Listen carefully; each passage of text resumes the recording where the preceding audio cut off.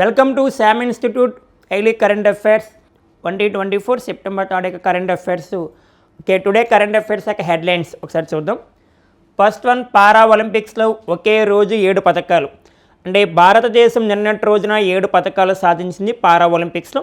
ఇప్పటి వరకు ఎన్ని పథకాలు సాధించింది, తొలిసారిగా ఏ పథకాలు సాధించింది, అంటే వారు ఎవరెవరు అనేది మాట్లాడుకుంటాం.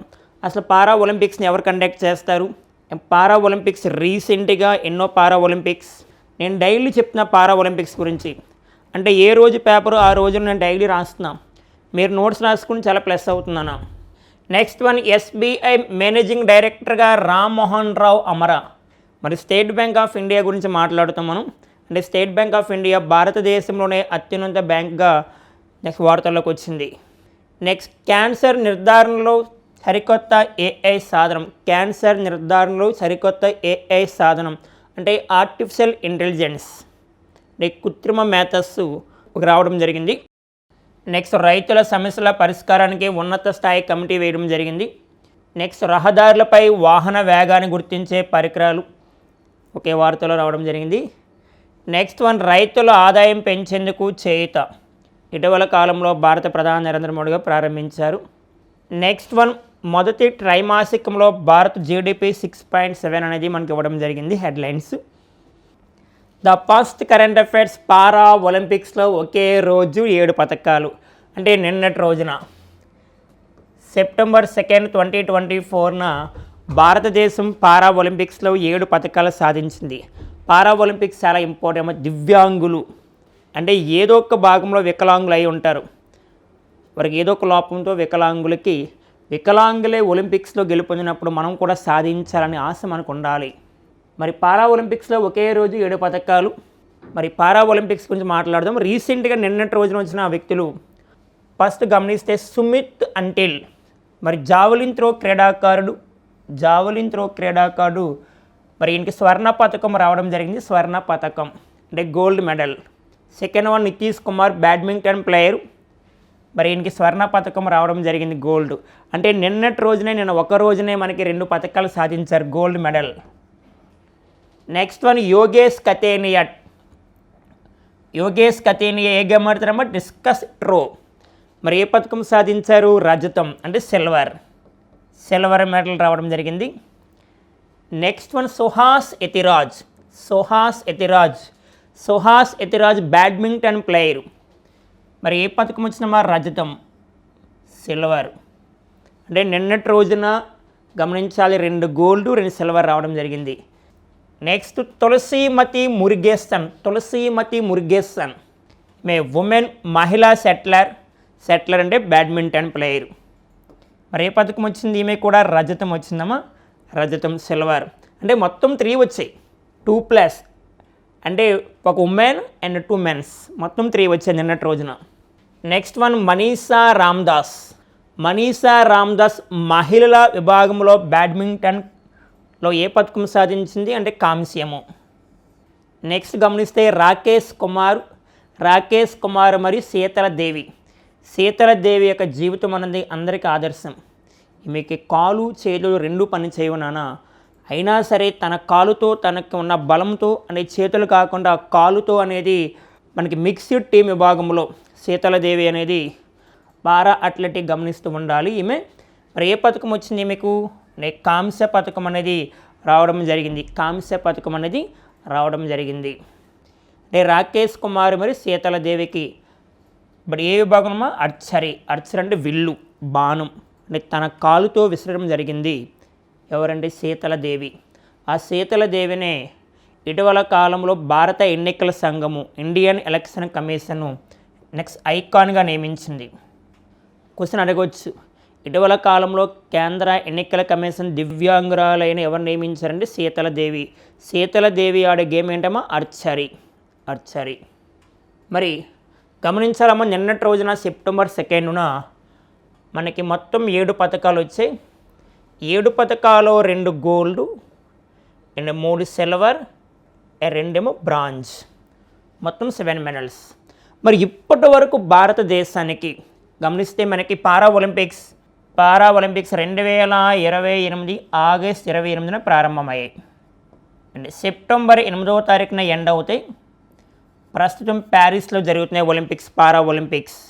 మరి గమనించాలి, సెప్టెంబర్ 2 వరకు భారతదేశం ఎన్ని పథకాలు సాధించింది మొత్తం అంటే గమనించాలమ్మా, 3 గోల్డ్ అంటే స్వర్ణాలు, నెక్స్ట్ 5 రజతాలు, నెక్స్ట్ 6 కాంస్యాలు. అంటే మొత్తం ఎన్ని రావడం జరిగింది? 14. Very very important. ఇంకా యాడ్ అవుతాయి. మన భారతదేశానికి ఒక లక్ష్యం ఉంది, ఈ పారా ఒలింపిక్స్లో మొత్తం 25 పథకాలు సాధిస్తామని వాళ్ళు స్టార్టింగ్ చెప్పారు. లాస్ట్ పారా ఒలింపిక్స్లో, లాస్ట్ ఒలింపిక్స్ అంటే 2021లో జరిగిన ఒలింపిక్స్లో భారతదేశం 19 పథకాలు సాధించింది పారా ఒలింపిక్స్లో. ఈసారి 25 పథకాలు సాధించాలని లక్ష్యంతో పెట్టుకుంది. అయితే నిన్నటి రోజు వరకు 14 పథకాలు సాధించారు. దాంట్లో గోల్డ్ ఎన్నమా 3, అండ్ సిల్వర్ 5, అండ్ కాంస్యాలు అంటే బ్రాంజ్ ఎన్ని 6. మరి ఇక్కడ చెప్పిన 7 మెంబర్స్తో పాటుగా మరి గతంలో సాధించిన ఒకసారి మళ్ళీ మీకు డిస్కషన్ చేస్తే, ఆల్రెడీ నోట్స్ చెప్పాను మీకు నిన్న మొన్న కరెంట్ అఫైర్స్లో. నేను రెగ్యులర్గా చెప్తున్న పారా ఒలింపిక్స్, ఎందుకంటే మీకు సెప్టెంబర్ 8 వరకు ఎండ్ అయిన తర్వాత మళ్ళీ ఒకసారి మొత్తం చెప్తా. దాంట్లో ఫస్ట్ వన్ మనకి గమనించాలి, ఆవని లేఖరా గోల్డ్ మెడల్ ఇస్తామా, gold medal. Avani Lekhara gold స్వర్ణం సాధించింది. ఆవని లేఖరా షూటింగ్ విభాగంలో. నెక్స్ట్ మనీష్ నర్వాల్ రజతము. బట్ ఈయన కూడా షూటింగ్ విభాగంలో అంటే మనకు పథకం సాధించారు. Next one Mona Agarwal shooting విభాగంలో మనకి ఇవ్వడం జరిగింది.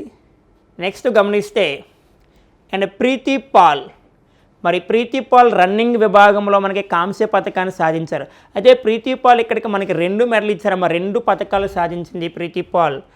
అంటే పరుగు పందెంలో రన్నింగ్లో మొత్తం 2 కాంస్య పథకాలు సాధించింది Preeti Pal. Next one Rubina Francis shooting విభాగంలో మనకి కాంస్య పథకాన్ని అనేది ఇవ్వడం జరిగింది. Next one Preeti Pal running విభాగంలో కాంస్య పథకం అని మాట్లాడుకున్నాం. Next Nishad Kumar high jump క్రీడాకారుడు, మరి ఈయనకి రజత పథకం అందించాడు. అంటే మనకి ఇక్కడ గోల్డ్ గమనిస్తే గోల్డ్ ఎవరికి వచ్చినామా, సుమిత్ అంటిల్, నితీష్ కుమార్ అండ్ ఆవని లేఖరా, వీళ్ళు ముగ్గురికి గోల్డ్. మరి సిల్వర్ అంటే రజత మొత్తం 5 మెంబర్స్ ఎవరెవరు గమనిస్తున్నా, యోగేష్ కతేనియా, సుహాస్ యతిరాజ్ అండ్ తులసీమతి మురుగేసన్, 3 అయ్యారు కదా, ఇంకో 2 కావాలి కదా. నెక్స్ట్ మనీష్ నర్వాల్ మరియు నిషాద్ కుమార్, ఈ 5 మెంబర్స్కి ఏమొచ్చింది, సిల్వర్. అంటే మిగతా మనం గమనిస్తే 6 కూడా కాంస్య పథకాలు, బ్రాంజ్ రావడం జరిగింది. ఓకేనా, వెరీ వెరీ ఇంపార్టెంట్. రీసెంట్గా పారా ఒలింపిక్స్ జరుగుతున్నాయి అన్నాం. ఇవి 17 పారా ఒలింపిక్స్, 17వ పారా ఒలింపిక్స్ వరుస క్రమంలో. ఫస్ట్ పారా ఒలింపిక్స్ 1960లో ప్రారంభమయ్యాయి. ఓకేనా, ఇటలీ రాజధాని రోమ్. గమనించాలి, ఒలింపిక్స్ మరియు పారా ఒలింపిక్స్ని కండక్ట్ చేసే ఆర్గనైజేషన్ మీకు రోజు చెప్తున్నా డైలీగా రెగ్యులర్గా. ఎవరు కండక్ట్ చేస్తారమ్మా, IOC ఇంటర్నేషనల్ ఒలింపిక్ కమిటీ వారు కండక్ట్ చేస్తారు. ప్రస్తుతం IOC ప్రెసిడెంట్ థామస్ బాచ్. ఎవరున్నారు, థామస్ బాచ్. మరి ఎస్టాబ్లిష్ బై IOC 1894 అనేది గమనించాలి. మరి ఒలింపిక్స్ అయితే 2024లో జరిగిన ఒలింపిక్స్ అయితే వరుస క్రమంలో 30th ఆర్డర్ మాట్లాడుకున్నాం. పారా ఒలింపిక్స్ అయితే 17 పారా ఒలింపిక్స్ అని చెప్పుకున్నాం. ఒలింపిక్స్ మరియు పారా ఒలింపిక్స్ ఎవ్రీ 4 yearsకి 1 time జరుగుతాయి. మరలా 2024 తర్వాత 2028. ఒలింపిక్స్ అయితే వరుస క్రమంలో 34, పారా ఒలింపిక్స్ అయితే వరుస క్రమంలో 18వ పారా ఒలింపిక్స్. ఎక్కడ జరిగితే 2028 ఒలింపిక్స్ జరిగిన ఒక 25 daysలో 30 daysలో మళ్ళీ వెంటనే పారా ఒలింపిక్స్ని కండక్ట్ చేస్తారు. మరి 2028లో ఒలింపిక్స్ మరియు పారా ఒలింపిక్స్ని ఎక్కడ కండక్ట్ చేస్తారమ్మా, లాస్ ఏంజల్స్ అంటే అమెరికా. గుర్తుపెట్టుకోవాలి. మీకు తెలుసు మనకు ఆల్రెడీ ఒలింపిక్స్లో భారతదేశం ఎన్ని పథకాలు సాధించింది అంటే 6 పథకాలు సాధించింది. ఓకే, గోల్డ్ ఏమో 0, సిల్వర్ ఏమో 1, బ్రాంజ్ ఏమో 5. భారతదేశం ఎన్నో ప్లేస్లో ఉందమ్మా, 71 ప్లేస్లో ఉందని మాట్లాడుకున్నాం. ఒలింపిక్స్ చెప్పుకున్నాం మనం. అలాగే ఒలింపిక్స్లో అంటే లేటెస్ట్గా జరిగిన ఒలింపిక్స్లో భారతదేశం ఎన్నో ప్లేస్లో ఉందో 71. మరి ఫస్ట్ ప్లేస్ ఏం చెప్పుకున్నాం, అమెరికా. అంటే అమెరికాకి మొత్తం 126 పథకాలు వచ్చాయని మాట్లాడుకున్నాం. 126 పథకాలు. 40 గోల్డ్, 44 సిల్వర్, 42 బ్రాంజ్. అంటే మొత్తం 126 పథకాలు సాధించి అమెరికా ఫస్ట్ ప్లేస్లో ఉందని గుర్తుపెట్టుకోవాలి. ఈసారి ఒలింపిక్స్ నుంచి మరియు పారా ఒలింపిక్స్ నుంచి గ్యారెంటీగా 1 or 2 క్వశ్చన్స్ మనకి ఏ ఎగ్జామ్ అన్న ఎనీ కాంపిటేటివ్ ఎగ్జామ్లో వస్తుందని గుర్తుపెట్టుకోవాలి. సరే, next current affairs. Next current affairs గమనించాలమ్మా. ఎస్బీఐ ఎండీగా రామ్మోహన్ రావు అమరా. అంటే State Bank of India managing డైరెక్టర్గా ఎవరు వచ్చారు? రామ్మోహన్ రావు అమరా. ఇక్కడ కనిపిస్తుంది కదా ఇమేజ్, ఆయనే రామ్మోహన్ రావు అమరా గారు. మరి ఒక్కసారి గమనిద్దాం. SBI State Bank of India 1955 జూలై 1న ఏర్పాటు అయింది, జూలై పాస్. మరి past State Bank of India first chairman John Mathai, బత్తాయి కాదనా మత్తాయ్.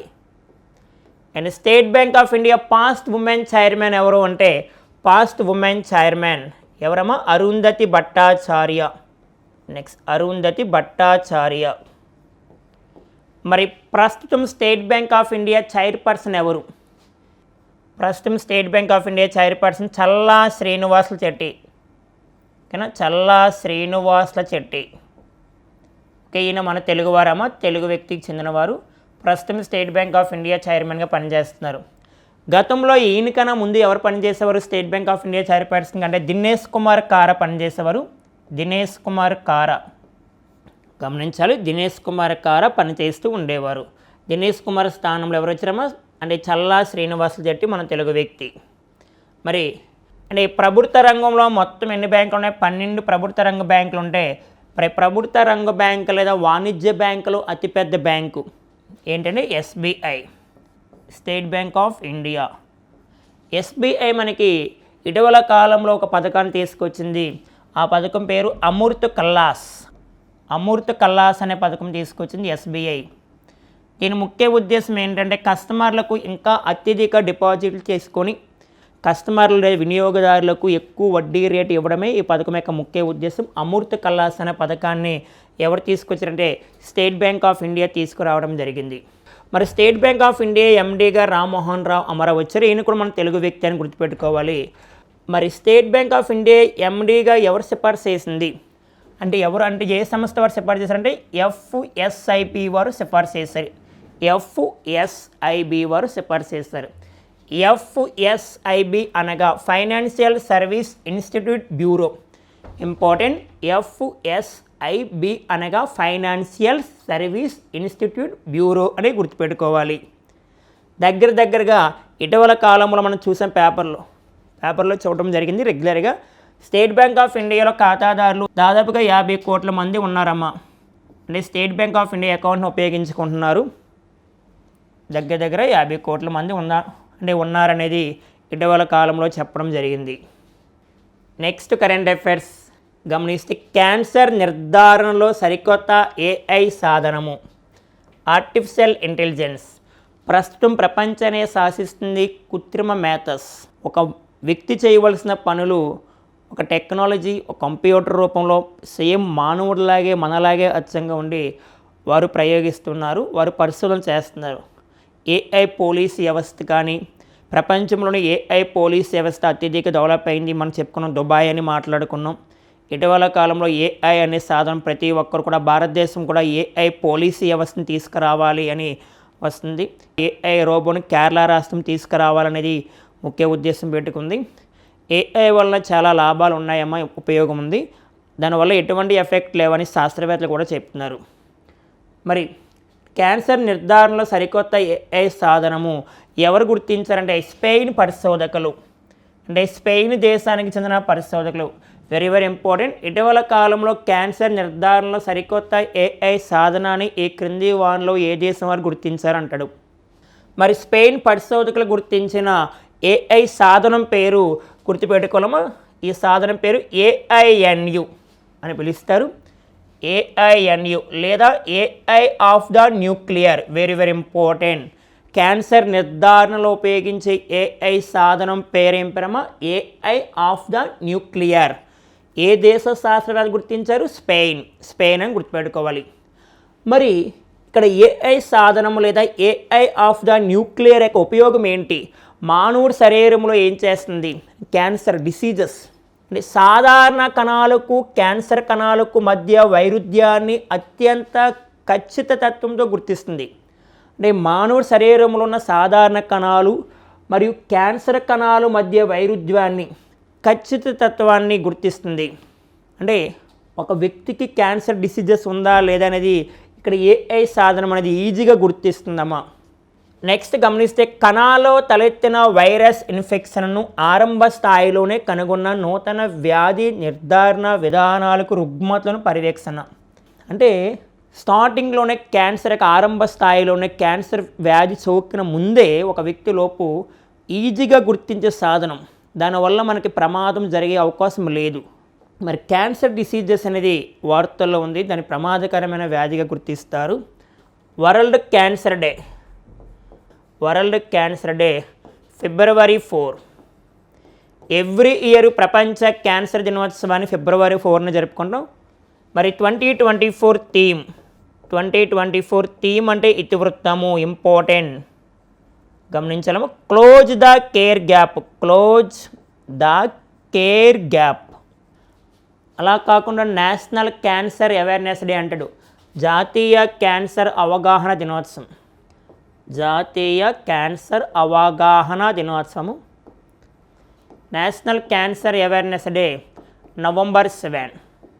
దీని యొక్క థీమ్ 2023లో అయితే same 2023 theme close the care gap. అంటే క్యాన్సర్ వ్యాధిని తగ్గించాలనే ముఖ్య ఉద్దేశంతోనే గత 2 years నుంచి కూడా క్లోజ్ ద కేర్ గ్యాప్ అనే థీమ్తో మనము క్యాన్సర్ డిసీజెస్ యొక్క ముఖ్య ఉద్దేశాన్ని జరుపుకుంటున్నాం. ఇటీవల కాలంలో ఐఐటి హైదరాబాద్ వారు నోటి క్యాన్సర్ని గుర్తించే స్మార్ట్ ఫోన్ మొబైల్ యాప్ను కనుగొన్నారు.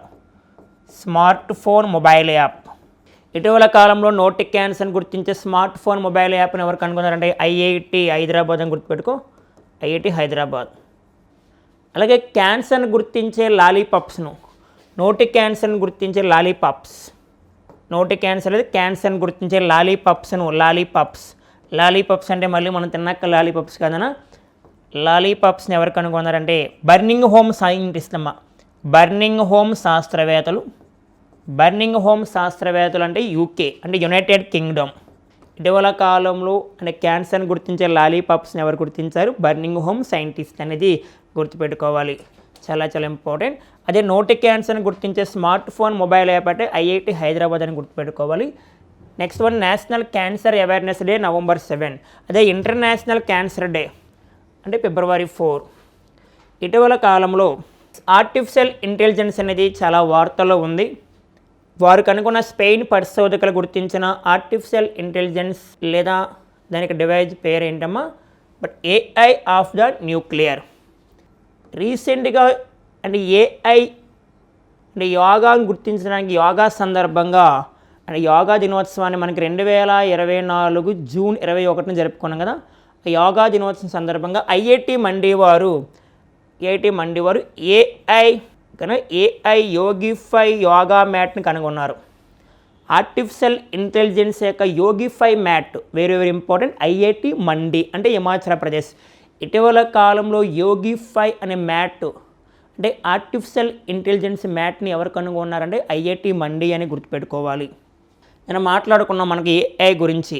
ప్రపంచంలోనే తొలిసారిగా ఏఐ సాఫ్ట్వేర్ ఇంజనీరింగ్ ఎవరండి? డేవిన్ ఎవరు అభివృద్ధి చేశారంటే అమెరికాని మాట్లాడుకున్నాం. అదే India past AI software engineer ఎవరంటే మాట్లాడుకున్నాం Devika. India past AI school మాట్లాడుకున్నాం కేరళ. భారతదేశంలో తొలిసారిగా ఏఐ స్కూల్ కేరళ. అలాగే ఏఐ యాంకర్ అంటే ఆ రాష్ట్రంలో ఆ ప్రాంతంలో వార్తలు చదువుతూ ఉంటుంది. అక్కడ ఏదైనా ప్రమాదం జరిగినా ఆ రాష్ట్రంలో ఆయా ప్రజలకు కావాల్సిన అవసరాలు తీరుస్తూ ఉంటుంది ఏఐ యాంకరు. ఆ యాంకర్ పేరు లేసా అనే యాంకర్ని ఎవరు తీసుకొచ్చారు? ఒడిస్సా అనేది గుర్తుపెట్టుకోవాలి. మన ఆంధ్రప్రదేశ్లో ఏఐ సిటీగా అమరావతిని డెవలప్ చేస్తామనేది రీసెంట్గా ఆంధ్రప్రదేశ్ సీఎం చంద్రబాబు నాయుడు గారు ప్రకటించారు. అలాగే ఏఐ యూనివర్సిటీ విశాఖపట్నం మాట్లాడుకున్నాం. AI university Visakhapatnam. ఈ పాయింట్స్ అన్నీ మీరు నోట్ చేసుకుంటే చాలా ప్లస్ అవుతుంది. ఒకసారి రివిజన్ చేస్తున్నా, చాలా చాలా ఇంపార్టెంట్. అలా కాకుండా ఏఐ స్పోక్స్ పర్సన్, ప్రపంచంలో తొలిసారిగా ఏఐ దౌత్యవేత్త, స్పోక్స్ పర్సన్ అంటారు ఇంగ్లీష్లో.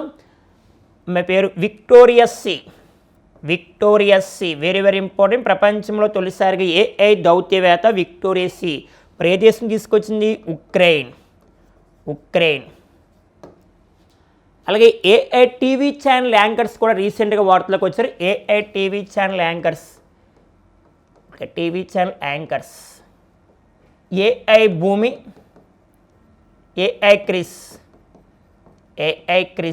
ఏఐ భూమి, ఏఐ క్రిస్. అంటే ఏఐ భూమి, ఏఐ క్రిస్ని ఎవరు తీసుకొచ్చారంటే ఏ టీవీ ఛానల్ వారు తీసుకొచ్చారు అంటే యాంకరింగ్ అంటే డిడి కిసాన్ టీవీ ఛానల్ వారమ్మా. డిడి కిసాన్ టీవీ ఛానల్ వారు తీసుకొచ్చారు. రైతులకు సంబంధించిన ఏదైనా విషయాల గురించి మాట్లాడి రైతులకు కావాల్సిన అందుబాటులో ఉన్న వస్తువులు కానీ రైతులకు కావాల్సిన వెసులుబాటులు కల్పిస్తూ ఉంటారు. ఆ యాంకర్స్ మాట్లాడుతూ ఉంటారమ్మా డిడి కిసాన్ టీవీ ఛానల్ వారు. అంటే ఏఐ భూమి, ఏఐ క్రిస్. ఇది మనకి ఆర్టిఫిషియల్ ఇంటెలిజెన్స్ గురించి ఒక పాయింట్ వస్తే దాని కీ పాయింట్స్ మొత్తం మనం నోట్స్ రాసుకుంటే మనం ఎగ్జామ్ రాసినప్పుడు చాలా చాలా ప్లస్ అవుతుందని గుర్తుపెట్టుకోవాలమ్మా. Next current affairs. రైతుల సమస్యల పరిష్కారానికి ఉన్నత స్థాయి కమిటీ. అంటే ఫార్మర్స్ యొక్క సమస్యల పరిష్కారానికి ఉన్నత స్థాయి కమిటీని వేయడం జరిగింది. ఈ కమిటీలో మొత్తం ఎంతమంది సభ్యులతో వేయడం జరిగింది, ఆ కమిటీ యొక్క చైర్మన్ ఎవరు, ఈ కమిటీని ఎవరు వేయడం జరిగింది, చాలా చాలా ఇంపార్టెంట్. ఇటీవల కాలంలో రైతుల సమస్యలపైన పరిష్కారానికి ఉన్నత స్థాయి కమిటీ ఎవరు వేశారంటారు. ఈ కమిటీని వేయడం సుప్రీంకోర్టు వేయడం జరిగిందమ్మా. ఫార్మర్స్ కావాల్సిన వారికి రైతులకు ఆదాయాన్ని రెట్టింపు చేయడానికి మరియు ఎంఎన్పి కనీస మద్దతు ధరను పెంచడానికి మార్కెట్లో వారి యొక్క డిమాండ్ బాగా పెరిగి, ఎందుకంటే రైతులు చాలామంది భారతదేశంలో కొన్ని రాష్ట్రాల్లో చూస్తున్నాం ప్రాణాలు కోల్పోతారు. ఎందుకంటే ఫార్మర్స్ వ్యవసాయాన్ని నమ్ముకొని వారు జీవిస్తూ ఉంటారు. అంటే 1 ఇయర్ మొత్తం కూడా వ్యవసాయం మీద ఆధారపడి జీవిస్తూ ఉంటారు. వాళ్ళు భూమిపైన ఎక్కువ పెట్టుబడి పెడతారు. ఫైనల్గా దాంట్లో లాస్ రావడం వల్ల, వరదలు కానీ విపత్తు రావడం వల్ల ఏదైనా పంట లాస్ వచ్చిన తర్వాత వాళ్ళు ప్రమాదానికి గురవుతారు. అటువంటివి జరగకుండా ఒక ఉన్నత స్థాయి కమిటీని సుప్రీంకోర్టు వేయడం జరిగింది. ఏదైనా పంట పండినప్పుడు రైతులకు కావాల్సిన మినిమం ధర, మినిమం సపోర్ట్ ప్రైస్ కావాలి. మార్కెట్లో వస్తువులపైన ఎక్కువ మన డిమాండ్ ఉంటే వారు ఇంకా పండించే అవకాశం ఉంది. అంటే వారికి ఎటువంటి ప్రమాదం జరగకుండా సుప్రీంకోర్టు అనేది ఇటీవల కాలంలో కమిటీని నియమించింది. ఆ కమిటీలో సభ్యుల గురించి మాట్లాడుతాం. దేనికోసం ప్రధానంగానే పంటల కనీస మద్దతు ధరలకు చట్టబద్ధత ఇవ్వాలి. చట్టబద్ధత అంటే పర్టిక్యులర్గా ఎప్పుడూ ఒకే ధర ఇంకా పెరుగుతూ ఉండాలి. కొన్ని సందర్భాల్లో ధర తగ్గిస్తూ ఉంటారు. అలా కాకుండా రైతులకి పంట చట్టబద్ధత ముందుగా ఇవ్వాలి. గవర్నమెంట్ మాకు హామీ ఇవ్వాలని చెప్తుంది. Minimum support price, MNP, minimum support price. మనకి ఇక్కడ సుప్రీంకోర్టు 5 సభ్యులతో కూడిన కమిటీ వేసిందమ్మా. అంటే ఫార్మర్స్కి సంబంధించిన 5 మెంబర్స్, చాలా చాలా ఇంపార్టెంట్. ఈ కమిటీ యొక్క చైర్మన్ గమనిస్తే జస్టిస్ నవాబ్ సింగ్ అనే వ్యక్తి ఉన్నాడమ్మా చైర్మన్గా. మరి ధర్మాసనం అంటే సుప్రీంకోర్టు ధర్మాసనం ఏ కమిటీలు అంటే ధర్మాసనం ఆదేశాలు ఇచ్చింది అంటే ఎవరెవరు అంటే జడ్జిలు ఉంటారు కదా, న్యాయస్థానంలో న్యాయమూర్తులు, వారు ఇవ్వడం జరిగింది. So justice Suryakant, justice Ujjal బుయాన్తో కూడిన సుప్రీంకోర్టు ధర్మాసనం ఆదేశాలు ఇచ్చింది. అంటే రైతుల సమస్యల గురించి ఇటీవల కాలంలో సుప్రీంకోర్టు వార్తలకు వచ్చింది. అయితే జస్టిస్ సూర్యకాంత్, జస్టిస్ ఉజ్జల బుయాన్తో కూడిన సుప్రీంకోర్టు ధర్మాసనం ఆదేశాలు ఇచ్చిందని గుర్తుపెట్టుకోవాలి. మరి ఇక్కడ మనం మాట్లాడుకున్నాం కదా 5 సభ్యులతో కూడిన కమిటీ. మరి దీంట్లో చైర్మన్ ఎవరు? జస్టిస్ నవాబ్ సింగ్. మరి మిగతా 4 మెంబర్స్ ఉంటారు కదా సభ్యులు, వారు ఒకసారి చూద్దాం. చాలా చాలా ఇంపార్టెంట్ అమ్మా. దీంట్లో కానివారు ఎవరు లేదా ఉన్నవారు ఎవరు అంటాడు గుర్తుపెట్టుకోవాలి. దాంట్లో మెంబర్స్ అమ్మ BS Sandhu. Second one Devender Sharma. And third one professor Ranjit Singh Gaman. ఓకేనా, professor Ranjit Singh Gaman. Fourth one గమనించాలి డాక్టర్ సుఖ్పాల్ సింగ్. సభ్యులు ఎవరెవరమ్మా గుర్తుపెట్టుకోవాలి. జస్టిస్ సూర్యకాంత్, జస్టిస్ ఉజ్జల బుయాన్తో కూడిన సుప్రీంకోర్టు ధర్మాసనం ఆదేశాలు ఇచ్చింది. జస్టిస్ సూర్యకాంత్, జస్టిస్ వజ్రాల బుయాన్తో కూడిన సుప్రీంకోర్టు ఆదేశాలు ఇవ్వడం జరిగింది. అయితే ఇప్పుడు ఈ 5 మెంబర్స్లో చైర్మన్ ఎవరంటే నవాబ్ సింగ్. మెంబర్స్ ఎవరెవరు గమనిద్దాం. BS Chandu, Devender Sharma, professor Ranjit Singh Gaman, doctor Sukhpal Singh. మరి సుప్రీంకోర్టు భారతదేశంలోనే అత్యున్నత న్యాయస్థానము. 1950లో ఏర్పాటైందమ్మా. 1950 Jan 28 ఏర్పాటైంది. ప్రస్తుతం సుప్రీంకోర్టు ప్రధాన న్యాయమూర్తిగా డివై చంద్రచూడ్ పనిచేస్తున్నారు. డివై చంద్రచూడ్ అంటే చీఫ్ జస్టిస్ ఆఫ్ ఇండియా. భారతదేశానికి 50వ సిజేఐ చీఫ్ జస్టిస్ అంటే 50వ వ్యక్తిగా పనిచేస్తున్నారు. ఇటీవల కాలంలో సుప్రీంకోర్టు ఏర్పడై అంటే 75 సంవత్సరాల సందర్భంగా 75 ఇయర్స్ సందర్భంగా మనకి నెక్స్ట్ ఆర్బీఐ 75 రూపీస్ కాయిన్ కూడా ముద్రించింది. అలాగే 75 రూపీస్ యొక్క స్టాంప్ను కూడా ముద్రించారమ్మా. 75 రూపీస్ యొక్క స్టాంప్ను కూడా తీసుకొచ్చారు. Very very important. మరి సుప్రీంకోర్టు ఇటీవల కాలంలో అంటే సుప్రీంకోర్టులో మహిళా న్యాయమూర్తులు కూడా ఉన్నారు. ఇప్పటి వరకు సుప్రీంకోర్టుకి ప్రధాన న్యాయమూర్తిగా ఏ ఒక్క మహిళ కూడా పని చేయలేదు. 50 మంది పని చేశారు, కానీ అందరూ కూడా మెన్సే, ఉమెన్స్ ఎవరు పని చేయలేదు. అంటే ప్రధాన న్యాయమూర్తిగా, చీఫ్ జస్టిస్ ఆఫ్ ఇండియాగా, కానీ న్యాయమూర్తులుగా, జడ్జిలుగా పనిచేస్తారు. అలా సుప్రీంకోర్టుకి తొలి మహిళా న్యాయమూర్తి ఫాతిమా బీబీ. సుప్రీంకోర్టులో మహిళా న్యాయమూర్తులు ఒక 3 మెంబర్స్ ఉన్నారమ్మా. ఈ 3 మెంబర్స్లో ఫస్ట్ గమనిస్తే జస్టిస్ బేలా ఎం త్రివేది, జస్టిస్ నాగరత్నము, జస్టిస్ హిమకోహ్లీ. రీసెంట్గా మనకి జస్టిస్ హిమకోహ్లీ గారు రిటైర్మెంట్ ప్రకటించారు అని మనం పేపర్లో విన్నాం. ఆల్రెడీ మన క్లాస్లో కూడా చెప్పుకున్నాం. ఇప్పుడు ప్రజెంట్ ఎవరెవరు ఉంటారంటే జస్టిస్ బేలా ఎం త్రివేది, జస్టిస్ నాగరత్నం గారు. జస్ట్ హిమకోహ్లీ గారు సెప్టెంబర్ 1నే ఆమె రిటైర్మెంట్ ప్రకటించారు. ఓకేనా, గుర్తుపెట్టుకోవాలి. భారతదేశంలోనే అత్యున్నత న్యాయస్థానం సుప్రీంకోర్టు అనేది గుర్తుపెట్టుకో, చాలా చాలా ఇంపార్టెంట్. రైతుల సమస్య పైన పరిష్కారానికి ఉన్నత స్థాయి committee chairman justice Nawab Singh. Next current affairs మనం గమనిస్తే రహదారులపై వాహన వేగాన్ని గుర్తించే పరికరాలు మరి ఎవరు జారీ చేశారు అంటే రోడ్డు పైన మనం ట్రావెల్ చేస్తూ ఉంటాం. భారతదేశంలోనే కాదు, మనకి భారతదేశంలో అంటే సగటున రోజువారీగా చాలా యాక్సిడెంట్ ప్రమాదాలు జరుగుతూ ఉంటాయి. అది మన కంట్రోల్లో ఉండాలి వ్యవస్థ అనేది. అయితే రోడ్డు ప్రమాదాలు సాధారణంగా జరుగుతాయి, కొన్ని అన్ఎక్స్పెక్టెడ్గా కూడా జరుగుతూ ఉంటాయి. మనం కూడా దానికి మన బాధ్యత తీసుకోవాలి. ఎందుకంటే రోడ్డు ప్రమాదాల వల్ల మన కుటుంబాలు ఎన్నో కూడా అంటే ముందుకు వస్తూ ఉంటాయి, మనపైన ఆధారపడి జీవిస్తూ ఉంటారు. అయితే సుప్రీంకోర్టు ఒక నిర్ణయం తీసుకుందమ్మా. రాష్ట్రాలకి సుప్రీంకోర్టు ఆదేశాలు జారీ చేసింది.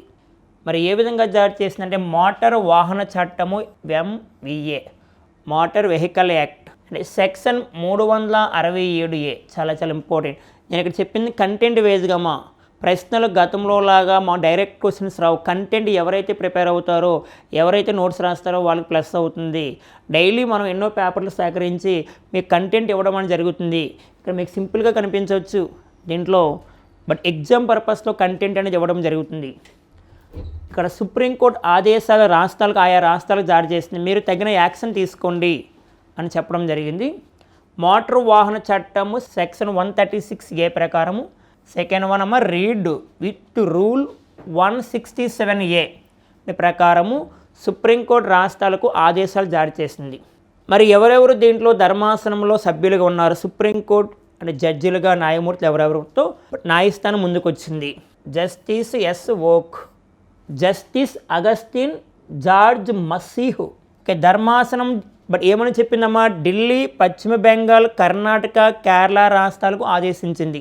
Justice S Oka, justice Augustine George Masih అంటే ధర్మాసనం ఢిల్లీ, పశ్చిమ బెంగాల్, కర్ణాటక, కేరళ రాష్ట్రాలకు ఆదేశించింది. ఎందుకంటే ఈ రాష్ట్రాలు ఎక్కువగా రోడ్డు ప్రమాదాలు ఎక్కువ జరుగుతున్నాయమ్మా, గుర్తుపెట్టుకోవాలి. అంటే ఓవరాల్గా ఇండియా మొత్తానికి వర్తిస్తుంది, మెయిన్ ఈ రాష్ట్రాలకు మాత్రం ప్రకటించింది. ఇక్కడ గమనించాలమ్మా, అంటే సెక్షన్ 136A అంటే 136A ప్రకారము ఎలక్ట్రానిక్ ఉపకరణాల ద్వారా వాహనాల వేగంపై అధికారులు నిఘా. సెక్షన్ 136A ప్రకారము ఎలక్ట్రానిక్ ఉపకరణాలపై ద్వారా వాహనాల వేగంపై అధికారులు ఎవరైతే అంటే రోడ్డు ప్రమాదం లేదా రోడ్డు ప్రమాదం చాలామంది ప్రాణాలు కోల్పోతూ ఉంటారు, వారికి వేగాన్ని అరికట్టడానికి వారు ఎంత స్పీడ్లో వెళ్తున్నారో పోలీసు వ్యవస్థ అనేది ఏర్పాటు చేయడానికి మన సుప్రీంకోర్టు ఆదేశాలు ఇవ్వడం జరిగింది. Next one, read with rule 167A ప్రకారము రహదారులు వెంట స్పీడ్ కెమెరాలు అండ్ సీసీటీవీ కెమెరాలు, సిబ్బంది శరీరానికి కెమెరాలు, ఆ చుట్టూ ఉన్న పోలీసు వ్యవస్థ లేదా ఈ రోడ్లో ఉన్న సిబ్బంది ఉంటారు కదా, ఆ సిబ్బందికి సీసీ కెమెరాలు అమరిస్తే వారు ఎంత యాగంతో వెళ్తున్నారో తెలుసుకోవచ్చు అని ఈజీగా సుప్రీంకోర్టు అనేది ఆయా రాష్ట్రాలకు ఆదేశాలు జారీ చేయడం జరిగింది. ఈ పాయింట్ చాలా చాలా ఇంపార్టెంట్. అయితే ఇక్కడ ధర్మాసనం పైన ఉన్న వ్యక్తుల పేర్లు గుర్తుపెట్టుకోవాలి. Justice S Oka, justice Augustine George Masih. Supreme Court ఈసారి ప్రతిసారి వార్తల్లోకి వస్తుంది. ఈసారి సుప్రీంకోర్టు ఇచ్చిన ఆదేశాలు కానీ సుప్రీంకోర్టు ఇచ్చిన కమిటీలు కానీ చాలా చాలా ఇంపార్టెంట్. రానున్న పోటీ పరీక్షలో సుప్రీంకోర్టును ఆధారంగా తీసుకుని 1 or 2 క్వశ్చన్స్ గ్యారెంటీగా అడుగుతాడు పోటీ పరీక్షలో, current events only. Okay, next current affairs, రైతుల ఆదాయం పెంచేందుకు చేయుత. అయితే ఇటీవల కాలంలో నిన్నటి రోజున భారత ప్రధాని నరేంద్ర మోడీ గారు ఒక సమావేశంలో భారతదేశంలో రైతులు అనేది వెన్నుముక్క లాంటి వారు, వారి యొక్క ఆదాయాన్ని రెట్టింపు చేయడానికి మేము ఒక భరోసాను తీసుకొస్తున్నాం, దాని ద్వారా ఒక కొత్తగా ఎన్ని పథకాలు తీసుకురాబోతున్నారు అనేది చెప్పడం జరిగింది. నెక్స్ట్, రైతుల స్థితిగతులను ఆదాయాన్ని మెరుగుపరచడానికి 14,235 కోట్లతో కేంద్ర ప్రభుత్వం 7 కొత్త పథకాలను 7 కొత్త పథకాలను అమలు చేయాలని నిర్ణయించింది. మనం కంటెంట్ వైజ్గా తీసుకొస్తున్నాం సబ్జెక్టు, చాలా చాలా ప్లస్ అవుతుంది మీకు economy purpose current affairs. Next, Modi అధ్యక్షతన మంత్రివర్గ సమావేశంలో ఆమోద ముద్ర వేశారు. అంటే దేశ ప్రధాని నరేంద్ర మోడీ గారు వ్యవసాయ రంగానికి ప్రాధాన్యత ఇవ్వడం కూడా జరుగుతుంది. మరి మొత్తం ఎన్ని కొత్త పథకాలు ఒకసారి గమనించాలి. దీంట్లో అంటే 14,235 కోట్లను ఎలా కేటాయిస్తున్నారు. దాంట్లో ఫస్ట్ వన్, పంటల సాగుతో శాస్త్రీయ విధానాలకు అంటే ఎంత కేటాయించారంటే 3,979 కోట్లు. ఓకే, 3979. సరే, ఇవన్నీ గుర్తుపెట్టుకోవాలా అంటే గ్రూప్ 2 పర్పస్ కొద్ది హై స్టాండర్డ్లో తప్పనిసరి గుర్తుపెట్టుకోవాలి డేటా.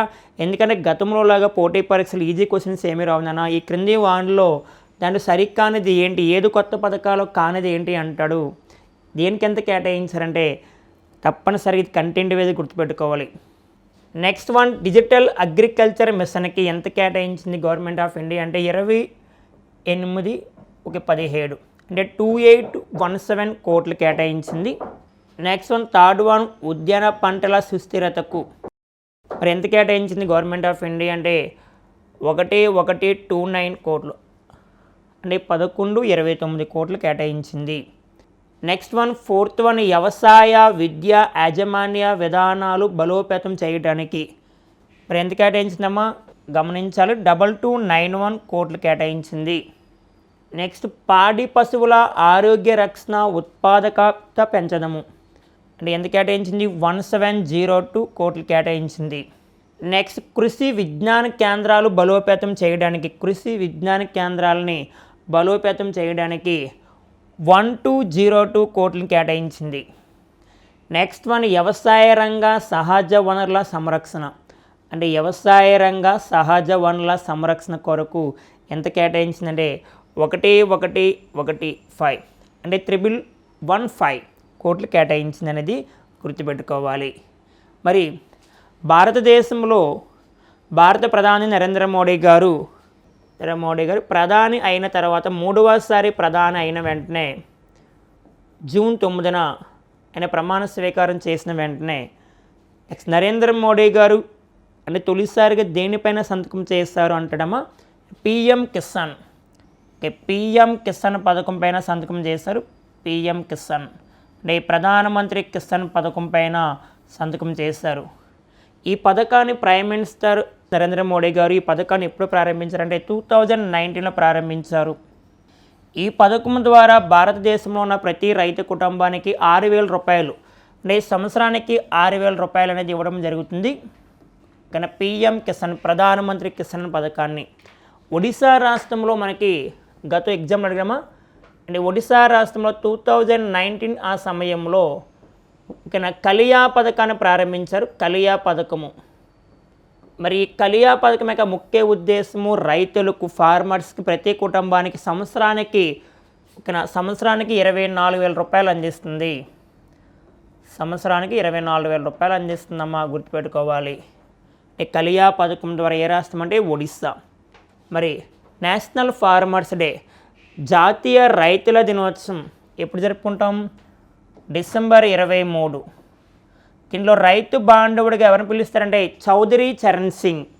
ఈ చౌదరి చరణ్ సింగ్కి ఇటీవల కాలంలో 2024లో భారతరత్న అవార్డు రావడం జరిగింది. ఈయన భారతదేశానికి మాజీ ప్రధాని చౌదరి చరణ్ సింగ్. అంటే 2024లో భారతరత్న అవార్డు 5 మెంబర్స్కి ప్రకటించారు. ఈ 5 మెంబర్స్లో చౌదరి చరణ్ సింగ్ కూడా ఉన్నాడమ్మా. దాంట్లో Jananayak Karpoori Thakur, second one LK Advani, and third one PV Narasimha Rao, fourth one Chaudhary Charan Singh, fifth one MS Swaminathan. MS Swaminathan కూడా లింక్ చేసి చదువుతూ ఉండాలి, ఎందుకంటే father of Indian green revolution, భారతదేశ హరిత విప్లవ పితామహుడు ఎవరంటే ఎంఎస్ స్వామినాథన్. ఎంఎస్ స్వామినాథన్ గారికి ఇటీవల కాలంలో మరణాంతరము భారతరత్న వచ్చింది. ఎంఎస్ స్వామినాథన్ గారు మనకి 2023 సెప్టెంబర్ 28న చనిపోయారు. ఎంఎస్ స్వామినాథన్ గారు. క్వశ్చన్ అడగొచ్చు, ఇటీవల కాలంలో చనిపోయిన ఎంఎస్ స్వామినాథన్ గురించి సరికాని వాక్యము సరైన వాక్యాలను గుర్తించండి. ఇలా లింకప్ చేసి చదువుతూ ఉండాలమ్మా, లింకప్ చేస్తూ చదువుతూ ఉండాలి. Next current affairs. ఓకేనా, మొదటి త్రైమాసికంలో భారత్ జీడిపి 6.7. మరి అంటే త్రైమాసికం అంటే 3 నెలలు, అంటే ఏప్రిల్ నుంచి జూన్ యొక్క జీడిపిని గమనిస్తే 6.7గా మాత్రమే నమోదైంది. ఆర్బీఐ ఎంతగా అంచనా వేసిందంటే త్రైమాసికంలో భారత యొక్క జీడిపి గ్రాస్ డొమెస్టిక్ ప్రొడక్ట్ అంటే ఎంత ఉంటుందని అంచనా వేసిందంటే 7.5% అంచనా వేసింది ఆర్బీఐ. కానీ ఫైనల్గా మనం సాధించింది 6.7 మాత్రమే, అంటే త్రైమాసికము, అంటే ఏప్రిల్ నుంచి జూన్. దీనికి కారణం కూడా ఉంది, ఎందుకంటే ఎలక్షన్ సమయము, లైక్ స్కీమ్స్ అనేది పథకాలకి అంత ఇంపార్టెన్స్ కూడా ఇవ్వలేదు డెవలప్మెంట్, అందువలన జీడిపి యొక్క వృద్ధి రేటు అనేది తగ్గిందనేది గుర్తుపెట్టుకోవాలి. మరి కేంద్ర ప్రభుత్వం ఒక నివేదిక ఇచ్చింది ఆగస్టు 30న, అంటే 2024 ఆగస్టు 30న ఇచ్చిన నివేదిక ఒకసారి గమనిస్తే భారత జీడిపి వృద్ధి రేటు అంటే గ్రాస్ డొమెస్టిక్ ప్రొడక్ట్ ఇక్కడ 2023-2024 ఆర్థిక సంవత్సరము, అలాగే 2024-25 ఆర్థిక సంవత్సరం అంటే Q1 అంటే క్వార్టర్లీ, అంటే సింపుల్గా చెప్పాలంటే 3 నెలలకి సమయం, అంటే త్రైమాసికం. ఇక 2023-24 గమనిస్తే చూద్దాం. అంటే ప్రాథమిక రంగము అంటే వ్యవసాయ రంగం దేని కింద వస్తుంది? ప్రాథమిక రంగం అని చెప్పుకుంటాం. అంటే ప్రాథమిక రంగంలో 4.2%, ఈసారి 2.7 మాత్రమే నమోదైంది. అంటే గత 2023-24తో పోల్చుకుంటే ఈసారి తగ్గింది నాన్న, గుర్తుపెట్టుకోవాలి. అంటే ద్వితీయ రంగము అంటే 5.9%గా నమోదైంది. ఈసారి 2024-2025లో 8.4 నమోదైంది. ఎలాంటి డేటా మనకి క్వశ్చన్స్ అడిగేస్తాడు, సరికానిది సరైంది. రేపు మనకు కానిస్టేబుల్ మెయిన్స్ జరుగుతుంది, కానిస్టేబుల్ మెయిన్స్లో కానీ గ్రూప్ 2 మెయిన్స్లో కానీ ఈ క్రింది వాన్లో సరికాని డేటాను గుర్తించండి అంటే మనకి బిట్ వెళ్ళిపోదు నాన్న. ఎలాంటి క్వశ్చన్స్ మీద పట్టు ఉండాలి, అంతే ఈజీ క్వశ్చన్స్ ఎవరైనా చేస్తారు, ఎలాంటి క్వశ్చన్లు మనం మాత్రమే చేయగలుగుతామని గుర్తుపెట్టుకోవాలి. మరి సేవారంగం అంటే సర్వీస్ సెక్టర్, మనకి ఎల్ఐసి అంటే హోటల్స్ ఇవన్నీ మనకు వస్తూ ఉంటాయి. అంటే 2023-24లో 10.7%, ఈసారి 7.2%. హోటల్స్ సర్వీసు పెద్ద 5 స్టార్ హోటల్స్ కూడా సర్వీస్ అనేది మందగించిపోయింది అనేది కూడా ఇక నివేదిక ఇవ్వడం జరిగింది. ఎవరు ఇచ్చారంటే ఆర్బీఐ ఇవ్వడం జరిగింది. ఇటీవల కాలంలో రిజర్వ్ బ్యాంక్ ఆఫ్ ఇండియా ఇవ్వడం జరిగింది. రిజర్వ్ బ్యాంక్ ఆఫ్ ఇండియా చైర్మన్గా ప్రస్తుతం ఆర్బీఐ గవర్నరే పిలుస్తాం మనం. బ్యాంకులకి అయితే చైర్మన్ అంటాం, ఇక్కడ గవర్నరే పిలుస్తావు. మీకు అర్థమైన భాషలో గవర్నర్. ప్రస్తుతం ఆర్బీఐ గవర్నర్ శక్తికాంత్ దాస్ ఆర్బీఐకి 25వ గవర్నర్. ఆర్బీఐ యాక్ట్ మనకు తెలుసు, ఆర్బీఐ యాక్ట్ 1934. ఆర్బీఐ ఎప్పుడు ఏర్పడింది? 1935 ఏప్రిల్ 1. రెపో రేటు అంటాం. రెపో రేటు ప్రస్తుతం రెపో రేట్ ఎంత ఉంది? ఆర్బీఐ రెపో రేటు 6.50% ఉందమ్మా ప్రస్తుతం ఆర్బీఐ రెపో రేటు. ప్రస్తుతం ఆర్బీఐ రివర్స్ రెపో రేటు ఎంత ఉందమ్మా? 3.35% ఉంది ఆర్బీఐ.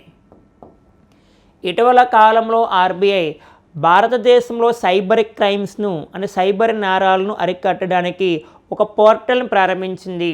అంటే ఆ పోర్టల్ పేరమ్మా డిజిటా. డిజిటా అనే పోర్టల్ని ఎవరు ప్రారంభించారంటారమ్మా? డిజిటా పోర్టల్ని ప్రారంభించింది ఆర్బీఐ సైబర్ క్రైమ్స్ని అరికట్టడానికని గుర్తుపెట్టుకోవాలి. ఓకేనా? Next current affairs. యూపీలో తోడేలు దాడులు అంటే ఉత్తరప్రదేశ్లో తోడేలు దాడులు అనేది ఇవ్వడం జరిగింది. మీకు ఆల్రెడీ నెక్స్ట్ మొన్నటి కరెంట్ అఫైర్స్ చెప్పడం జరిగింది. ఓకే, ఆపరేషన్ బేతియా అనే పేరుతో చెప్పడం జరిగింది. ఉత్తరప్రదేశ్ రాష్ట్రంలో ప్రస్తుతం ఒక జిల్లాలో తోడేలు సంచరిస్తున్నాయి. అక్కడ చిన్నపిల్లలపైన అత్యాచారం చేస్తే చాలామంది ప్రాణాలు కోల్పోయారు. ఉత్తరప్రదేశ్ అటవీ శాఖ వారు ఆ చుట్టూ అంటే ఫారెస్ట్లో డ్రోన్స్ కెమెరాలు ఇవన్నీ ఏర్పాటు చేయడం జరిగింది. అయినా సరే వెసులుబాటు ఇంకా రావట్లేదు. అక్కడ ఉన్న ప్రజలు చాలా ఇబ్బందికర వాతావరణంలో ఉన్నారని చెప్పుకోవడం జరిగింది. మరలా ఒకసారి ఈరోజు పేపర్లో రావడం జరిగింది. ఒకసారి డిస్కషన్ చేస్తా, గుర్తుపెట్టుకున్నామా? అంటే ఉత్తరప్రదేశ్లో ఏ జిల్లాలో అంటే ఆ జిల్లా పేరు బహుయిచ్ జిల్లాలో వార్తల్లో ఉంది. మరి తోడేలు దాడులు నెక్స్ట్ గమనించాలమ్మా. నెలన్నరలోనే 7 పిల్లల మృతి. అంటే 45 డేస్లోనే ఒక 7 మెంబర్స్ చనిపోయారనేది వార్తలో రావడం జరిగింది. దీనికి తగిన నిర్ణయాలు తీసుకుంటున్నారు. ఎందుకంటే వాటిని కంట్రోల్ చేయడము అంటే తోడేళ్ళని కంట్రోల్ చేయడము, వాటిని బంధించి ఒక ప్రదేశంలో ఏర్పాటు చేయాలనే ఉద్దేశంతో అటవీ శాఖ వారు తగిన నిర్ణయం తీసుకున్నారు. అంటే డ్రోన్లు ఉచ్చులు బోన్లు సహాయంతో తీసుకురావడం జరుగుతుంది. మరి ఏ పేరుతో అక్కడ కంట్రోల్ చేస్తున్నారంటే తోడేలు. బహుయిచ్ జిల్లాలో తోడేళ్ళని ఒక ప్రాంతంలో ప్రజలపైన అంటే ఇబ్బంది లేకుండా ప్రజలపైన దాడి చేయకుండా అక్కడ చిన్నపిల్లలు ప్రాణాలు కోల్పోతున్నారు ఎక్కువగా. ముఖ్యంగా చూసుకుంటే వారిపైన దాడి చేయకుండా ఉత్తరప్రదేశ్ ప్రభుత్వము ఒక పేరు పెట్టింది, ఆపరేషన్ బేదియా. ఈ మైండ్లోకి వెళ్ళిపోవాలి. ఆపరేషన్ బేదియా అంటే ఉత్తరప్రదేశ్లో తోడేలు దాడులను అరికట్టడానికి. మరి ఇప్పుడు అక్కడ ఏం చేస్తారంటే ఆ పిల్లలు ఆడుకునే ఆట బొమ్మలు పిల్లల మూత్రంతో తడిపి తోడేలు సంచరించే ప్రదేశాల్లో, ఎందుకంటే ఆ వాసనకి ఆ మూత్రం యొక్క వాసన యూరిన్ యొక్క అండ్ స్మెల్కి ఆ తోడేలు సంచరిస్తూ ఉంటాయి. వచ్చినప్పుడు ఏమవుతుందంటే వాటిని ఈజీగా పట్టుకోవచ్చు అని ఉత్తరప్రదేశ్ రాష్ట్రము అటవీ శాఖ వారు ఒక నిర్ణయం తీసుకున్నారు. నేను మీకు చెప్పా ఆల్రెడీ వార్తల్లో ఉన్న ఆపరేషన్స్ మీద ప్రశ్నలు వస్తాయి, క్వశ్చన్స్. ఆపరేషన్ సర్వశక్తి జమ్మూ కాశ్మీర్లో ఉగ్రవాదులను అరికట్టడానికి ఇండియన్ ఆర్మీ వారు పెట్టిన పేరు. అలాగే ఆపరేషన్ బాంబీ బకెట్ అని చెప్పుకున్నాం. ఆపరేషన్ బాంబీ బకెట్ అంటే ఉత్తరాఖండ్ రాష్ట్రంలో అడవుల్లో మంటలను ఆర్పడానికి ఇండియన్ ఎయిర్ ఫోర్స్ వారు పెట్టిన పేరు. అలాగే భారతదేశంలో సైబర్ నేరాలను అరికట్టడానికి సిబిఐ వారు పెట్టిన పేరు నెక్స్ట్ ఆపరేషన్ చక్ర 2. వార్తలో ఉన్న ఆపరేషన్స్ కంపల్సరిగా ప్రశ్న వస్తుంది, మనకి గుర్తుపెట్టుకోది. Next one, Saina Nehwal retirement ప్రకటిస్తున్నారు. ఆమె నా హెల్త్ విషయస్ అనేది అంత సక్రమంగా లేవు, నా మజిల్స్లో బాడీలో పవర్ కూడా తగ్గుతుంది, ఇంకా నేను క్రీడారంగానికి విరామం ప్రకటిస్తామని చెప్పడం జరిగింది. ఈరోజు పేపర్లో ఇవ్వడం జరిగింది. సైనా నెహ్వాల్ రిటైర్మెంట్ ప్రకటిస్తున్నారు. ఇంతకీ సైనా నెహ్వాల్ ఎవరు అంటే బ్యాడ్మింటన్ క్రీడాకారిణి. సైనా నెహ్వాల్ గమనిస్తే హర్యానా రాష్ట్రానికి చెందినవారు. ఈమె ఒలింపిక్స్లో కాంస్య పథకాన్ని కూడా ఇవ్వడం జరిగింది.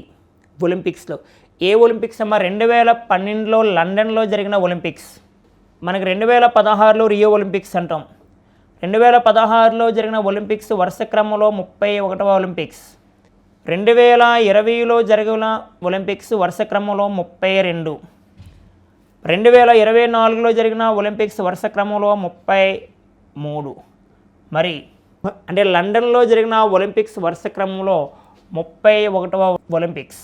అంటే ఇటీవల ఈమె వార్తల్లో ఉంది కావున ఈమె గురించి సరైన వాక్యము సరికాని వాక్యాన్ని గుర్తించని అంటాడు. 31వ ఒలింపిక్స్లో అంటే ఈమె కాంస్య పథకాన్ని సాధించింది ఎవరు అంటే సైనా నెహ్వాల్, బ్యాడ్మింటన్ ప్లేయర్. మరి ఈమె ఒక బుక్ రాసింది, ఈమె famous book okay, playing to win అనే బుక్ రాసింది. ప్లేయింగ్ టు విన్ అనే బుక్ ఎవరంటే ఈమె సైనా నెహ్వాల్కి చెందింది. సైనా నెహ్వాల్ గారికి మనం గమనిస్తే ఈమె మరొక బుక్ కూడా ఉందమ్మా. నెక్స్ట్ మేరా రాకెట్ మేరీ దునియా అనే బుక్ రాశారు సైనా నెహ్వాల్. మేరా రాకెట్ మేరీ దునియా. సైనా నెహ్వాల్ గారికి 2009లో అర్జున అవార్డు వచ్చిందమ్మా. 2009లో అర్జున అవార్డు అండ్ 2010లో పద్మశ్రీ అవార్డు. అదే 2010లో మరొక అవార్డు వచ్చిందమ్మా, రాజీవ్ ఖేల్ రత్న. 2016లో ఏ అవార్డు వచ్చింది మీకు? పద్మభూషణ్. గమనించాలి. Okay, 2009 Arjuna award. Arjuna award ఏ రంగంలో ఇస్తారమ్మా? క్రీడా రంగంలో ఇస్తారు. అండ్ 2010లో ఏ అవార్డు వచ్చింది? పద్మశ్రీ. అదే 2010లో ఏమొచ్చింది? రాజీవ్ ఖేల్ రత్న. 2016లో పద్మభూషణ్ అవార్డు రావడం జరిగింది, గుర్తుపెట్టుకోవాలి. ఈమెకు సంబంధించిన అవార్డు గురించి సరైన వాక్యాన్ని గుర్తించండి. 2009 అర్జున అవార్డు రీసెంట్గా 2024లో మొత్తం 26 మంది క్రీడాకారులకు ఇచ్చారు. 26 మంది క్రీడాకారులు. 26 మంది క్రీడాకారులు ఒకే ఒక క్రీడాకారుడు అంటే క్రికెటర్ ఉన్నాడు. ఒకే ఒక క్రికెటర్ మహమ్మద్ సమీకి రీసెంట్గా అర్జున అవార్డు రావడం జరిగింది. అర్జున అవార్డుని ఎప్పుడు ప్రారంభించారంటే 1961లో ప్రారంభించారు, 1961. పద్మశ్రీ అవార్డు ఎప్పుడు ఇచ్చారు మీకు? 2010లో. రాజీవ్ ఖేల్ రత్న ఎప్పుడు వచ్చిందమ్మా? 2010లో. అంటే క్రీడారంగంలో ఇచ్చే అత్యున్నత అవార్డు రాజీవ్ ఖేల్ రత్న అవార్డుకి రీసెంట్గా పేరు మార్చారు, మేజర్ ధ్యాన్చంద్ ఖేల్ రత్న అని గుర్తుపెట్టుకోవాలి. రీసెంట్గా 2023-24 సంవత్సరానికి సంబంధించి మేజర్ ధ్యాన్చంద్ ఖేల్ రత్న అవార్డు 2 మెంబర్స్కి వచ్చింది. 2023లో ప్రకటిస్తే 2024లో రాష్ట్రపతి చేతుల మీదకి ఇవ్వడం జరిగింది. రాజీవ్ ఖేల్ రత్న అవార్డు 2 మెంబర్స్. చిరాగ్ శెట్టి 2024 రాజీవ్ ఖేల్ రత్న అవార్డు ఎవరికి ఇచ్చారు? రాజీవ్ ఖేల్ రత్న అవార్డు గుర్తుపెట్టుకో, 2023లో ప్రకటించారు, 2024లో తీసుకున్నారు. చిరాగ్ శెట్టి. సాత్విక్ సాయిరాజ్ వీళ్ళిద్దరూ కూడా బ్యాడ్మింటన్ ప్లేయర్స్. వాళ్ళిద్దరికీ 2024లో ఏ అవార్డు వచ్చింది? రాజీవ్ ఖేల్ రత్న అవార్డుకి మరొక పేరు మేజర్ ధ్యాన్చంద్ ఖేల్ రత్న అవార్డు. అంటే కొంతమంది క్రీడాకారులు పేరిస్తాడు, ఒకవైపు క్రీడాకారులు నియమిస్తాడు, మరొక వైపు వారు ఏ గేమ్కి చెందినవారు అంటాడు. ఉదాహరణకి పివి సింధు ఏ గేము, అండ్ సైనా నెహ్వాల్ ఏ గేము, అండ్ కర్ణం మల్లేశ్వరి వారి గేమ్స్ సరైన క్రమంలో అమర్చండి అంటాడు. అలాంటప్పుడు మనకి దానిపైన ఐడియా ఉండాలి. Next current affairs. RG Kar college మాజీ ప్రిన్సిపాల్ సందీప్ ఘోష్ అరెస్ట్. ఎవరు ప్రకటించారు? సిబిఐ వారు. అంటే ఆర్జికర్ కాలేజీ మాజీ ప్రిన్సిపాల్ ఇటీవల కాలంలో మనకి 2024 ఆగస్టు 8వ తారీఖు సమయంలో 8-9 తేదీలో మనకి వార్తల్లో సంచలన విషయము అంటే కోల్కత్తా భారతదేశంలో ఒక ట్రైనీ అంటే వైద్య డాక్టర్ అంటే మెడిసిన్ స్టూడెంట్ పైన దాడి జరిగింది. ఆమె పైన సామూహిక అత్యాచారం కూడా జరిగింది. భారతదేశం అనేది సంచలన విషయంగా మారింది. సుప్రీంకోర్టు ఆ కేసును సుమోటగా ప్రకటించింది. సుమోటగా అంటే తనకు తానే స్వీకరించడం, సుప్రీంకోర్టు. అంటే కోల్కత్తా ట్రైనీ డాక్టర్ పైన సుమోటగా ఎవరు ప్రకటించారంటే సుప్రీంకోర్టు. ఆ కేసును ఎవరు వేయకపోయినా అక్కడ జరిగిన ప్రమాదాన్ని గుర్తించి అంటే తనకు తానే తీసుకోవడాన్ని ఏమని పిలుస్తారంటే సింపుల్గా అంటే సుమోటా అని పిలుస్తారు. మరి ఎవరు అరెస్ట్ చేశారు అంటే మాజీ principal Sandeep Ghosh, CBI central bureau of investigation 1963లో ఏర్పాటైంది. ప్రస్తుతం సిబిఐ డైరెక్టర్ జనరల్గా ప్రవీణ్ సూడ్ అన్నమా. Praveen Sood. CBI head quarter New Delhi. భారతదేశంలో సైబర్ క్రైమ్స్ని అరికట్టడానికి సిబిఐ వారు పెట్టిన పేరే ఆపరేషన్ చక్ర 2 అని మాట్లాడుకున్నాం. ఆపరేషన్ చక్ర 2. ఓకే, సైబర్ క్రైమ్స్ అరికట్టడానికి ఆపరేషన్ చక్ర 2 పేరు పెట్టింది CBI, central bureau of investigation. మరి సైబర్ ఇండెక్స్ 2024 రిపోర్ట్ చూసుకుంటే సైబర్ ఇండెక్స్ 2024 రిపోర్ట్ అంటే ప్రపంచవ్యాప్తంగా సైబర్ క్రైమ్స్ గురించి తెలియజేస్తుంది. దీంట్లో ఫస్ట్ ప్లేస్ రష్యా ఉంది సైబర్ క్రైమ్స్లో, సైబర్ నేరాలు ఎక్కువ జరుగుతుంది. Second one Ukraine and third one China. మరి సైబర్ నేరాలో ఇండియా ప్లేస్ ఏమో 10, సైబర్ నేరాలో భారతదేశం యొక్క ప్లేస్ 10వ ప్లేస్లో ఉందనేది గుర్తుపెట్టుకోవాలి. Okay, next current affairs. Russia నెగా తిమింగలం హాల్టిమిర్ మృతి అనేది వార్తలో రావడం జరిగింది. మరి రష్యా దేశంలో సైనికుల యొక్క నిఘాను ముందుగా పసిగడుతుంది. శత్రు దేశాలు ఏదైనా రావడం జరిగితే రష్యా పైన అటాక్ చేసిన వారు దీన్ని తీసుకురావడం జరిగింది. గురించి మాట్లాడుకుందాం దీని గురించి. నెక్స్ట్ 14 అడుగుల పొడవు, నెక్స్ట్ 2700 పౌండ్ల బరువు ఉందమ్మా. ఆగస్టు 31న మృతి చెందింది. 2024 ఆగస్టు 31న మృతి చెందింది. మరి హాల్టిమిర్ అనే తిమింగలాన్ని ఇటీవల కాలంలో వార్తలకు వచ్చింది కదా, ఏ దేశం అంటే రష్యా నెగా తిమింగలం గుర్తుపెట్టుకోవాలి. నెక్స్ట్ 2019 ఉత్తర నార్వేలోని అమర్ఫెస్ట్ సమీపంలో దీన్ని గుర్తించారు. నార్వే నుంచి రష్యా నుంచి వాల్డిమర్ అనే పేర్లు కలిపి మనకి హవిల్డిమిర్ అనే పేరు రావడం జరిగింది. చాలా ఇంపార్టెంట్ తిమింగలం గురించి. ఇటీవల కాలంలో మనకి MQ-9B డ్రోన్స్ కూడా వార్తలో ఉంది. ఒక MQ-9B డ్రోన్స్ శత్రు దేశాల నుంచి రక్షించుకోవడం కోసం భారతదేశము శత్రు దేశాల నుంచి కాపాడుకోవడానికి ఆర్మీ పరంగా ఎయిర్ ఫోర్స్ నేవీ పరంగా MQ-9B డ్రోన్స్ అగ్రిమెంటు మనకి 2023లో అమెరికాతో చేసుకున్నాం. అమెరికాతో చేసుకున్న ఒప్పందం ప్రకారం అమెరికా 2024లో మనకి డ్రోన్స్ నమ్మింది. ఒక MQ-9B drones very important. 31 drones నమ్మింది మనకి. ఆ 31 డ్రోన్స్లో మనకి 15 ఏమో ఆర్మీకి, ఇండియన్ ఆర్మీకి సంబంధించినవి, మరొక 8 ఏమో ఇండియన్ ఎయిర్ ఫోర్స్కి సంబంధించినవి, మరొక 8 ఇండియన్ నేవీకి సంబంధించినవి. మొత్తం 31 డ్రోన్స్ మనం అమెరికా నుంచి తీసుకున్నాం. MQ-9B. ఓకేనా. హాల్టిమిర్ ఏ దేశము? Russia. Okay, thank you. Sam institute current affairs అనేవి డైలీ కరెంట్ అఫైర్స్ నోట్స్ రాసుకుందానన్న. దీంట్లో సబ్జెక్ట్ మీరు గమనించండి. మనం డైలీ అనేక పేపర్లు పరిశీలించి పోటీ పరీక్షలని దృష్టిలో పెట్టుకొని మ్యాచింగ్ ఆఫ్ ద ఫాలోయింగ్ సరైన కానిది సరైన అంశం ఏంటి, సరికాని అంశం ఏంటి అని అంటాడు. గతంలో మాదిరిగా మనకి కరెంట్ అఫైర్స్ ఇవ్వడు. కాంపిటీషన్ ఎక్కువగా ఉంది కావున అంటే రెగ్యులర్గా వచ్చే పేపర్లో ఉన్న అంశాలను తీసుకొని రెగ్యులర్గా ఎవరైతే నోట్స్ రాస్తారో వారు గ్యారెంటీగా విజేతలు అవుతారు. అండ్ మీ ఫ్రెండ్స్కి అంటే మన ఛానల్ మన కరెంట్ అఫైర్స్ ఇంకా షేర్ చేయండి. Okay, all the best.